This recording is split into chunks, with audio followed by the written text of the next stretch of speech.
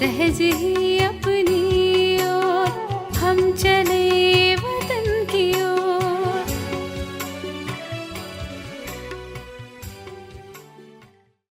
ஓம் சாந்தி.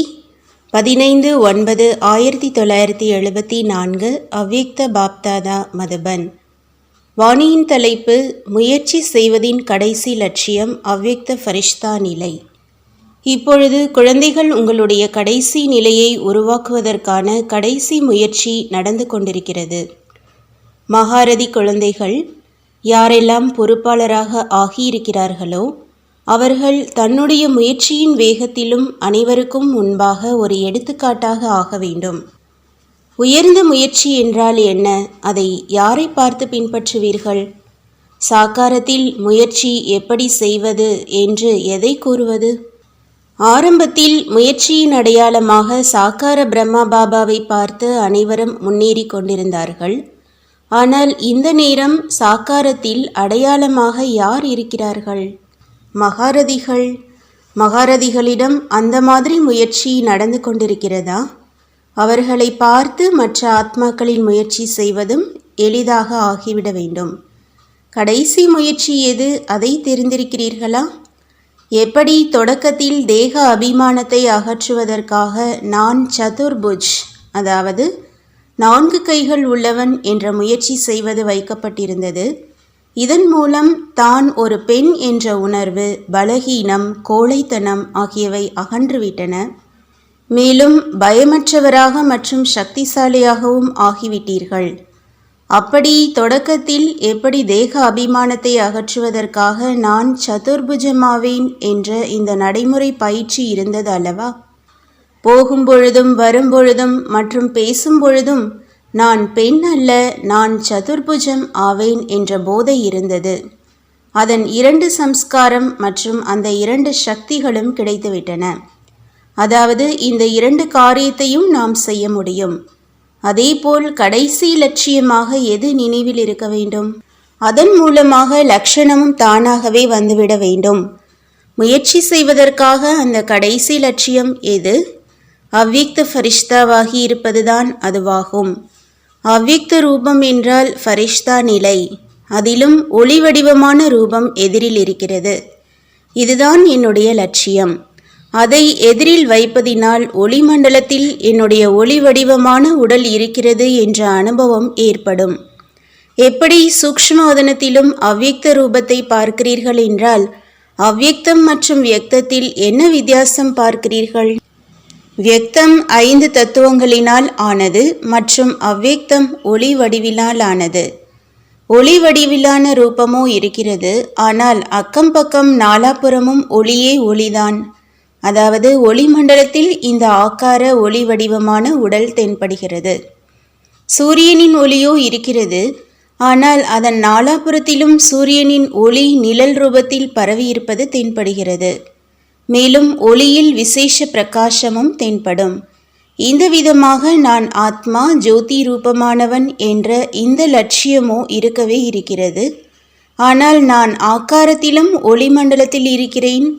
நாலாபுறங்களிலும் தன்னுடைய சொரூபமும் ஒளி, மேலும் ஒளி நடுவில் இருப்பதாக நினைவில் இருக்க வேண்டும் மற்றும் தென்படவும் வேண்டும். அந்த மாதிரி அனுபவம் ஆக வேண்டும். கண்ணாடியில் பார்க்கிறீர்கள் என்றால் தெளிவான ரூபம் தென்படுகிறதல்லவா?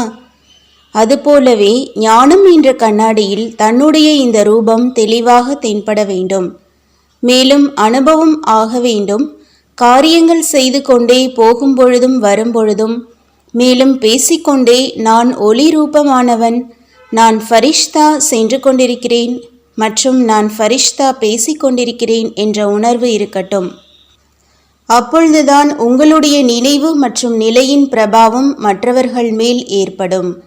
காரியங்கள் செய்து கொண்டே நான் ஃபரிஷ்தா இந்த காரியத்திற்காக பூமியில் கால் வைத்திருக்கிறேன், ஆனால் நான் அவ்வியக்த தேசத்தைச் சேர்ந்தவன் என்ற இந்த நினைவை இப்பொழுது அதிகப்படுத்துங்கள். நான் இந்த காரியத்திற்காக அவதரித்திருக்கிறேன், அதாவது நான் இந்த காரியத்திற்காக வதனத்திலிருந்து பூமிக்கு வந்திருக்கிறேன். காரியம் முடிவடைந்தது, பின்பு திரும்பி என்னுடைய வதனத்திற்கு வந்துவிட்டேன். எப்படி பாபா வருகிறார் என்றால், நான் வதனத்திலிருந்து வந்திருக்கிறேன், இந்த காரியத்திற்காக வந்திருக்கிறேன், மேலும் நான் திரும்பி செல்ல வேண்டும் என்ற இந்த நினைவு இருக்கிறது அல்லவா? அதே போலவே உங்கள் அனைவருக்கும் நான் அவதாரமாவேன், அதாவது நான் அவதரித்திருக்கிறேன். நான் இப்பொழுது பிராமணனாக இருக்கிறேன், பின்னர் தேவதையாக ஆவேன். உண்மையில் இது கூட மேலோட்டமான ரூபமாக இருக்கிறது. இந்த நிலை கூட சாக்காரமாகும். இப்பொழுது உங்களுடைய நிலை ஆக்காரமாக ஆக வேண்டியுள்ளது. ஏனென்றால் ஆக்காரத்திலிருந்து பின்பு நிராகாரமாவது சுலபமாகிவிடும். எப்படி தந்தையும் பிரம்மா பாபாவும் சாக்காரத்திலிருந்து ஆக்காரியாக ஆனார், ஆக்காரியிலிருந்து பிறகு நிராகாரி மற்றும் பின்பு சாக்காரியாக ஆனார். இப்பொழுது நீங்களும் அவ்வியக்த வதனவாசி நிலை வரை சென்றடைய வேண்டும். அப்பொழுதுதான் பாபாவுடன் கூடவே செல்ல முடியும். இப்பொழுது இந்த சாக்காரத்திலிருந்து அவ்வியக்த ரூபத்திற்கான பங்கு ஏன் ஏற்பட்டது?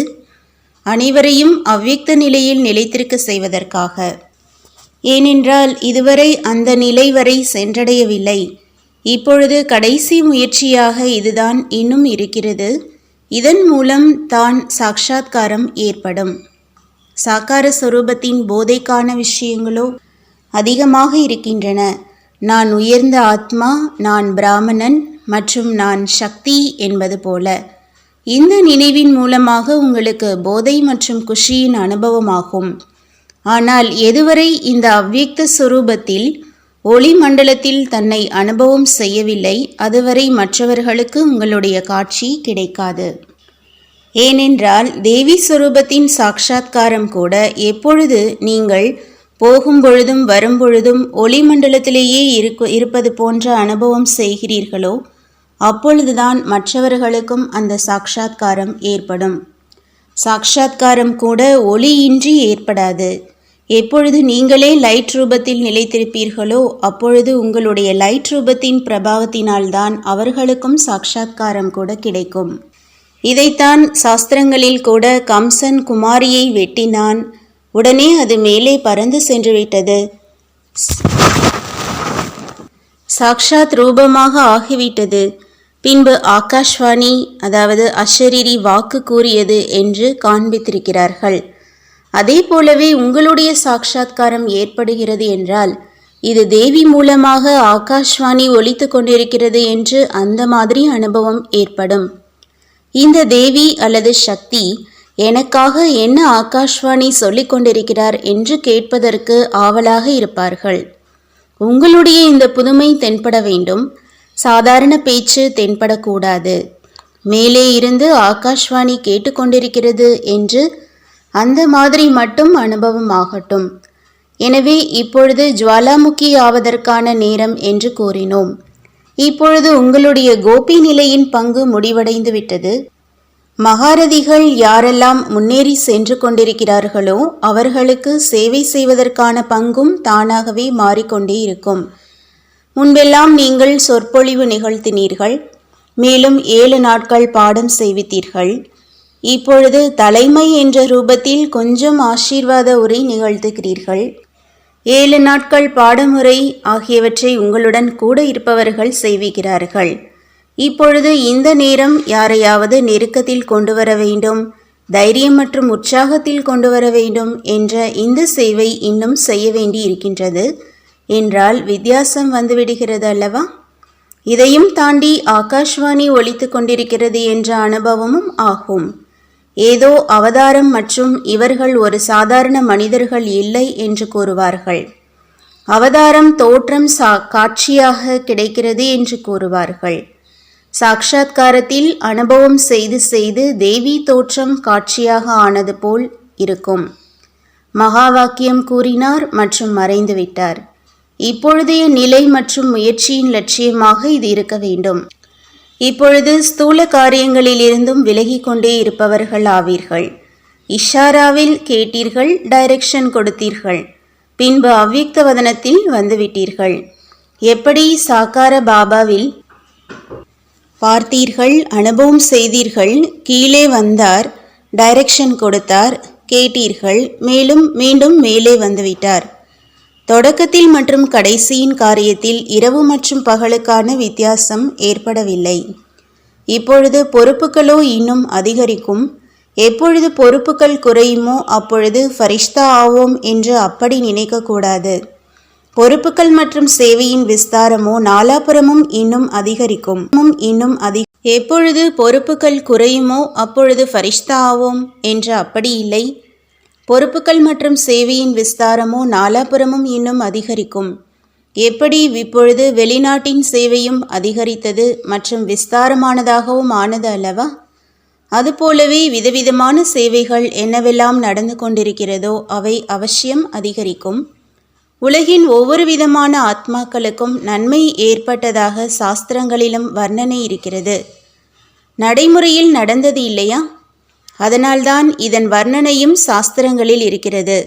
இவை அனைத்துமே நடக்கும். இப்பொழுதோ ஒரு இடத்தில் அமர்ந்திருக்கிறீர்கள். பின்னாட்களில் 10 இடங்களை கவனிக்க வேண்டியதாக இருக்கும் என்றால் ஒரு இடத்தில் அமர்ந்திருக்க முடியாது. இப்பொழுதோ 6-8 மாதம் ஒரே இடத்தில் அமர்கிறீர்கள். பின்னாட்களில் லைட் ஹவுஸ் மாதிரி சேவை செய்து கொண்டே இருப்பீர்கள். பொறுப்பாளராக இருக்கும் முக்கியமானவர்கள், சேவை செய்பவர்கள் மற்றும் ராஜ்ய பாக்கியத்தின் ஆசனத்தை அடைபவர்கள், அந்த மாதிரி நெருக்கமான ரத்தினங்கள் லைட் ஹவுஸ் மாதிரி சுற்றி சுற்றி நாலாபுரமும் லைட் கொடுத்து கொண்டே இருப்பார்கள். லைட் ஹவுஸின் நடைமுறை ரூபமும் தேவை அல்லவா? ஒருவர் அநேகருக்கு லைட் கொடுப்பார். எல்லைக்கப்பாற்பட்ட உலகின் அதிபதி என்றால் பிறகு அவர் ஒரு ஏரியாவின் எல்லைக்குட்பட்ட பொறுப்பாளராக இருக்கிறார் என்று அப்படி இருக்க முடியாதல்லவா?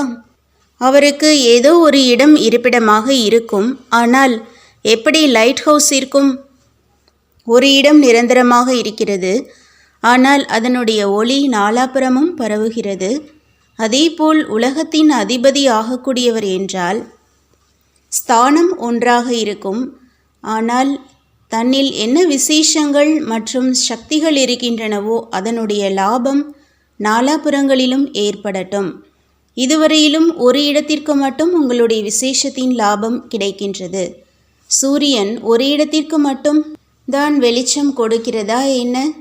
உங்களுடைய விசேஷ சக்திகளின் கிரணங்கள் நாலாபுரமும் பரவ வேண்டும் அல்லவா? இல்லை என்றால் மாஸ்டர் சர்வசக்திவான் மற்றும் ஞான நட்சத்திரங்கள் என்று எப்படி நிரூபணமாவீர்கள்?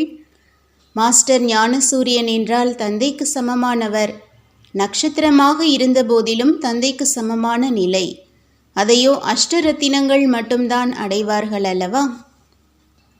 ஒருவேளை ஏதாவது ஒரு நட்சத்திரம் ஒரு இடத்தில் மட்டும் தன்னுடைய பிரகாசத்தை பரப்புகிறது மற்றும் மின்னிக் கொண்டிருக்கிறது, தன்னுடைய ஏரியாவில் மட்டும் வெளிச்சம் கொடுக்கிறது என்றால் அவரை மாஸ்டர் ஞானசூரியன் மற்றும் தந்தைக்கு சமமானவர் என்று கூற முடியாது.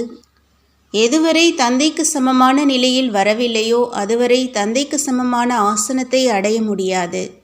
எனவே சேவை அதிகரிப்பதற்கு ஏற்ப தன்னுடைய நிலையையும் உருவாக்குங்கள். சக்கரதாரி ஆனீர்கள் என்றால் சக்கரவர்த்தி மகாராஜா ஆவீர்கள். இங்கே சங்கமயுகத்தில் சக்கரதாரி, அங்கு சத்தியுகத்தில் சக்கரவர்த்தி.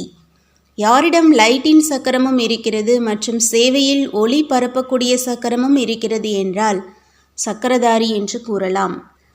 அந்த மாதிரி சக்கரதாரி தான் சக்கரவர்த்தியாகவும் ஆக முடியும். போகும்பொழுதும் வரும்பொழுதும் எப்படி இந்த கண்களுக்கு தென்படுகிறதோ அதேபோல் ஒவ்வொருவருக்கும் லைட்டின் சக்கரம் தென்படும். உண்மையிலேயே இருக்கிறதா மற்றும் நான் மட்டும்தான் பார்த்து கொண்டிருக்கிறேனா என்று ஆச்சரியப்படுவார்கள். உங்களுடைய லைட்டின் ரூபம் மற்றும் லைட்டின் கிரீடம் அந்த மாதிரி அனைவருக்கும் தென்படுகின்ற மாதிரி பொதுவானதாக ஆகிவிடும்.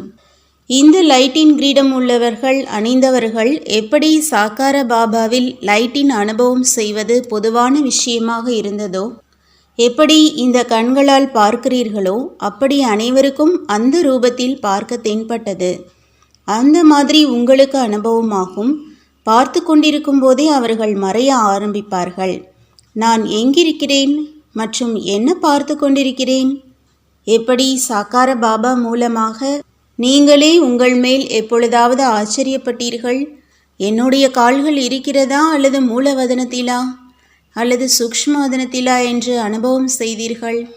எப்படி சாக்கார பாபா மூலமாக உங்களுக்கு அனுபவம் கிடைத்ததோ அதே போலவே பின்பு உங்கள் மூலமாக அனைவருக்கும் அனுபவம் ஆகும். அப்பொழுதுதான் சமமான நிலையில் வருவீர்கள். எப்பொழுது இடையிடையே தன்னுடைய இந்த சொரூபத்தின் நினைவை கொண்டு வந்து கொண்டே இருப்பீர்களோ அப்பொழுது அது ஏற்படும். சாக்கார பாபாவும் இரகசியமாக முயற்சி செய்தார். இதேபோல் நீங்களும் இந்த குப்தமான முயற்சி மற்றும் குப்தமான கடின உழைப்பை செய்ய வேண்டும். அந்த அளவு கவனம் இருக்கிறதா? டென்ஷன் இருந்தாலும் அட்டென்ஷன் இருக்க வேண்டும். இப்பொழுதோ இரவு மற்றும் பகலில் ஓய்வு எடுப்பதற்கான நேரம் கிடைக்கிறது. ஆனால் பிறகோ இந்த ஓய்வு எடுப்பதும் முடிவடைந்துவிடும். ஆனால் எவ்வளவு அவ்வியக்த லைட் ரூபத்தில் நிலைத்திருப்பீர்களோ அந்த அளவே உடலிலிருந்து விலகியிருப்பதற்கான பயிற்சி இருக்கும் காரணத்தினால் 2-4 நிமிடங்கள் கூட அஷரீரி ஆனீர்கள் என்றால் 4 மணி நேரம் ஓய்வு எடுத்ததாக எடுத்துக்கொள்ளுங்கள். தூக்கத்திற்கு பதிலாக 4-5 நிமிடங்கள் அஷரீரி ஆகிவிடுவீர்கள். அந்த மாதிரியான நேரமும் வரும். எப்படி தூக்கத்தினால் உடலுக்கு சக்தி கிடைத்து விடுகிறதோ அதுபோலவே இதுவும் சக்தி கிடைத்துவிடும். உடலோ பழையதுதான், கணக்கு வழக்கும் பழையதாகவே இருக்கும். அதில் இது மட்டும் கூடுதலாக சேர்ந்துவிடும். லைட் சுரூபத்தின் நினைவை உறுதியாக்குவதினால் கணக்கு வழக்கை முடிப்பதிலும் கூட லைட் ரூபமாக ஆகிவிடுவீர்கள். எப்படி இன்ஜெக்ஷன் போடுவதினால் 5 நிமிடத்திலேயே வித்தியாசம் ஏற்பட்டு விடுகிறது. தூக்க மாத்திரை எடுப்பதினாலேயும் துக்கம் துன்பம் முடிந்து விடுகிறது. அதேபோல் நாம் தூக்கத்திற்கான சக்தியை எடுக்கிறோம் என்று அந்த மாதிரியை நினைத்து கொள்ளுங்கள். அப்படி நிலையை கொண்டு வருவதற்காகத்தான் இந்த பயிற்சியாகும். நாம் அவதரித்தவராக இருக்கிறோம் என்று அமிர்த வேளையிலும் விசேஷமான பயிற்சி செய்ய வேண்டும். சில நேரம் நான் அஷரீரி மற்றும் பரந்தாம நிவாசி ஆவேன், மேலும் அவ்வியக்த ரூபத்தில் அவதரித்திருக்கிறேன் என்று நினைத்து கொள்ளுங்கள். மற்றும் சில நேரம் தன்னை நிராகாரமானவன் என்று நினைத்து கொள்ளுங்கள். இந்த 3 நிலையின் பயிற்சி ஒரு அறையிலிருந்து இன்னொரு அறைக்கு செல்வது போல் பயிற்சி ஆகிவிட வேண்டும். எனவே அமிர்த வேளையில் இந்த விசேஷ அஷரீரி ஆகுங்கள் என்ற வரதானத்தை அடைய வேண்டும். விசேஷமாக இப்பொழுது இந்த அனுபவம் இருக்கட்டும். நல்லது. முன்னேறும் கலை அனைவருக்காகவும் நன்மை பயப்பது. முன்னேறும் கலைக்கான நடைமுறை சுரூபமாக என்ன இருக்கிறது? அதில் அனைவருக்கும் நன்மை ஏற்படும். இதன் மூலம்தான் முன்னேறும் கலைக்கான தன்னுடைய முயற்சியை பார்க்க முடியும். அனைவருக்கும் நன்மை ஏற்படுவதுதான் முன்னேறும் கலையை நிரூபிக்கிறது. உண்மையில் இதுதான் தெர்மாமீட்டர் ஆகும். தொடக்கத்தில் உங்களுக்கு சீதலா தேவியின் பங்கு இருந்தது.